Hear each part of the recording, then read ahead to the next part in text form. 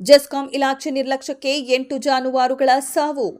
ಸುರಪುರ ತಾಲೂಕಿನ ದೇವರಗೋನಾಳ ಗ್ರಾಮದ ಬಳಿಯಲ್ಲಿನ ಭತ್ತದ ಗದ್ದೆಯಲ್ಲಿ ಕೊಯ್ಲು ಮೇಯುತ್ತಿದ್ದ 8 ಜಾನುವಾರುಗಳ ಮೇಲೆ ವಿದ್ಯುತ್ ತಂತಿ ಹರಿದು ಬಿದ್ದು ಜಾನುವಾರುಗಳು ಸ್ಥಳದಲ್ಲಿ ಸಾವನ್ನಪ್ಪಿವೆ.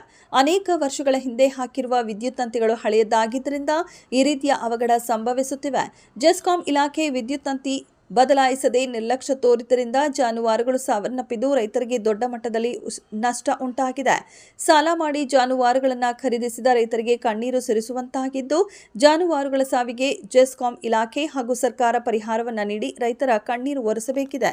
ಸುದ್ದಿ ತಿಳಿದ ತಕ್ಷಣ ಊರಿನ ಪ್ರಮುಖರಾದ ವೆಂಕಟೇಶ್ ಬೇಟೆಗಾರ, ದೊಡ್ಡ ದೇಸಾಯಿ, ದೇವರಗೋನಾಳ ಘಟನಾ ಸ್ಥಳಕ್ಕೆ ಹೋಗಿ ಜಾನುವಾರುಗಳ ಮಾಲೀಕರಿಗೆ ಸಮಾಧಾನಪಡಿಸಿ ನಂತರ ಜೆಸ್ಕಾಂ ಅಧಿಕಾರಿಗಳಿಗೆ, ಪೊಲೀಸ್ ಇಲಾಖೆಗೆ, ವೆಟರ್ನರಿ ಅಧಿಕಾರಿಗಳಿಗೆ ಫೋನ್ ಮುಖಾಂತರ ಕರೆ ಮಾಡಿ ತಕ್ಷಣ ಸ್ಥಳಕ್ಕೆ ಅವರನ್ನು ಕರೆಸಿ ಪರಿಶೀಲನೆ ಮಾಡಿ ಸಂಬಂಧಪಟ್ಟ ಇಲಾಖೆ ತಕ್ಷಣ ಪರಿಹಾರ ಒದಗಿಸಬೇಕೆಂದು ಒತ್ತಾಯಿಸಿದರು.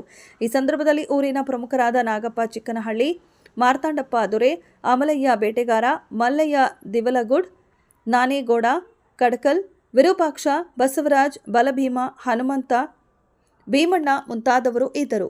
ವರದಿ ವೆಂಕಟೇಶ್ ಯಾದವ್.